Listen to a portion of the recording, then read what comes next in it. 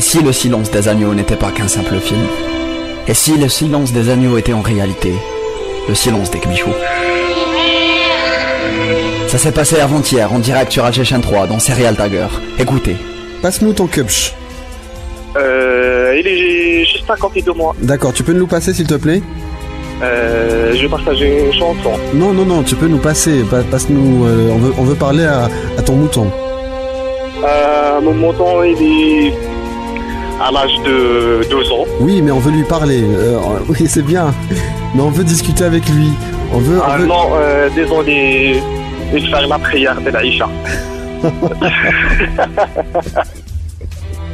Mais pourquoi tu veux pas nous passer ton mouton? On veut lui parler, on veut lui faire un face to Kbch.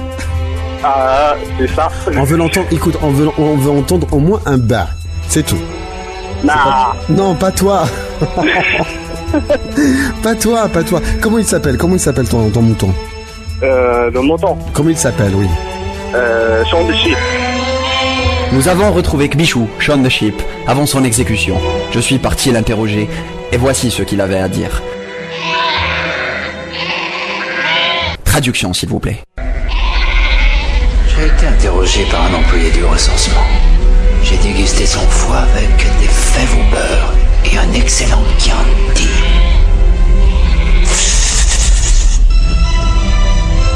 Dommage que Karim, celui qui nous avait appelé avant-hier, n'est plus de ce monde. Kbichou, Sean the Sheep, on te retrouvera. Ton crime ne restera pas impuni. Never mind, I find someone like you. I wish nothing but the best for you. You don't forget me.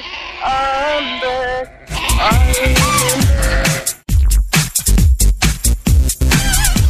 Voilà.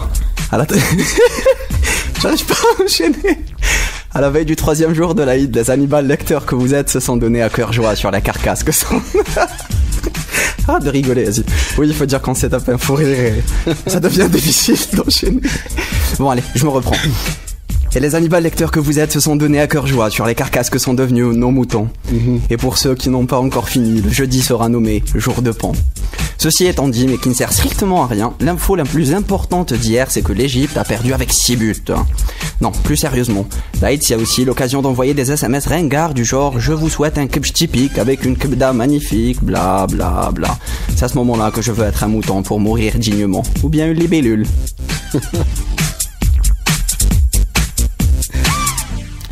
Ah, l'Aïd. C'est marcher dans les rues, entre quelques accolades affectueuses parfois et hypocrites souvent.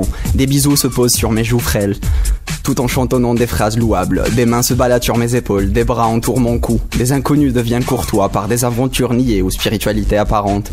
Les rues sont l'amour mélangé aux moutons. Enfin, ce qu'il en reste. Les habits sont beaux, les habits sont blancs, qu'on sait pas des taches rouges qui tachent nos survêtements. Mais sur Facebook, par contre, c'est une autre histoire. J'arrive pas à comprendre le nouveau trip des mecs. Mettre une photo d'eux, couteau saignant à la main, devant un mouton égorgé. Doit-on avoir peur de vous ou bien vous prendre pour des héros? Sinon, quel intérêt de mettre une photo d'un mouton mort? Là, on sait que vous êtes barbare, que vous avez laissé vos poils pousser pendant 10 jours sans les toucher pour arriver à bout de cette bête féroce. Enfin, un mouton. Mais aujourd'hui, sachez que vous pouvez aller vous raser. À la prochaine.